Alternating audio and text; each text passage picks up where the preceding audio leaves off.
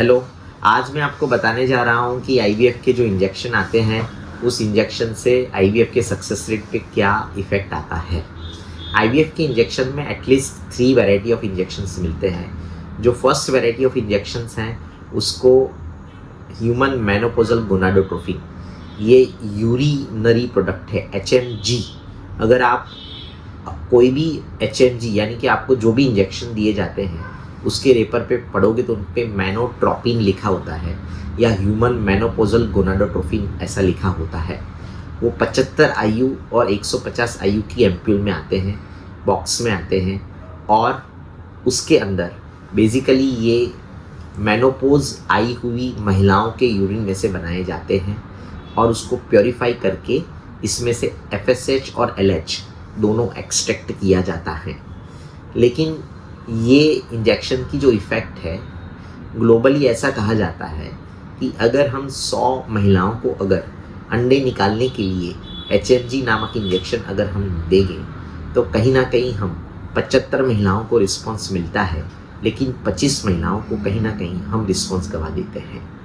तो ये एक ग्लोबल प्रोटोकॉल नहीं है कि एक आंखें बंद करके सभी महिलाओं को कोई भी पैथोलॉजी में ये HMG इंजेक्शन दिए जाएं।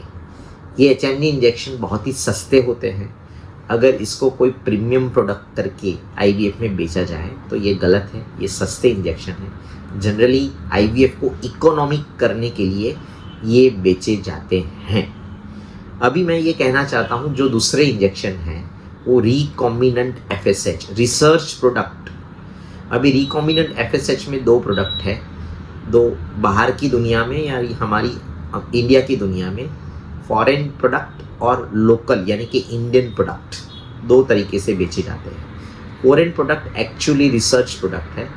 1990 में ये प्रोडक्ट बनाई गई थी और पेटेंट की वजह से यही प्रोडक्ट पूरी वर्ल्ड के अंदर बेची जाती थी।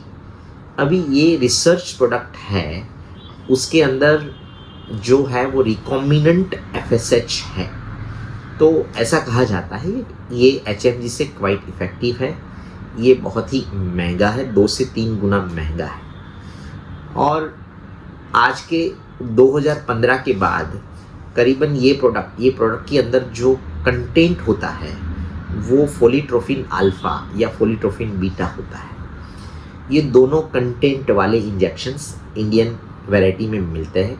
ज़्यादातर फोलिट्रोफिन अल्फ़ा मिलता है और वो इंडियन वैरायटी में आज उसके 10 साल हो गए हैं। यानी कि हम कह सकते हैं कि जो मेटासिन की गोली है उसमें पैरासीटामोल आता है, तो उसका कोई भी ऊपर का नाम बदल लो लेकिन उसका अंदर का कंटेंट सेम रहता है। उसी तरह ये फोलिट्रोफिन अल्फ़ा जो ग्लोबल वैरायटी है, इंटरनेशनल इंजेक्शंस है और इंडियन इंजेक्शन है, उसमें ये कंटेंट सेम रहता है।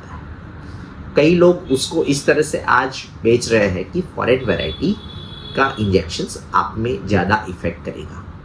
अभी रिसेंट जो हमारे लिटरेचर है, एक्सपीरियंस है और पब्लिकेशन, वो ये कह रहे हैं कि अगर आप फोलिट्रोफिन अल्फ़ा अगर फॉरेन वैरायटी का भी यूज़ करोगे या नेशनल यानी कि अपनी भारत की जो प्रोडक्शन है उसको भी यूज़ करोगे तो भी उसके oocyte क्वालिटी के आउटपुट और एम्ब्रियो क्वालिटी के आउटपुट सेम रहते हैं। तो फ़ायदा ये है कि इंडियन बनावट के जो इंजेक्शंस RFSH है वो हमको जब हम IVF की साइकिल करते हैं तो उसमें हमें एक कॉस्ट का फ़ायदा होता है।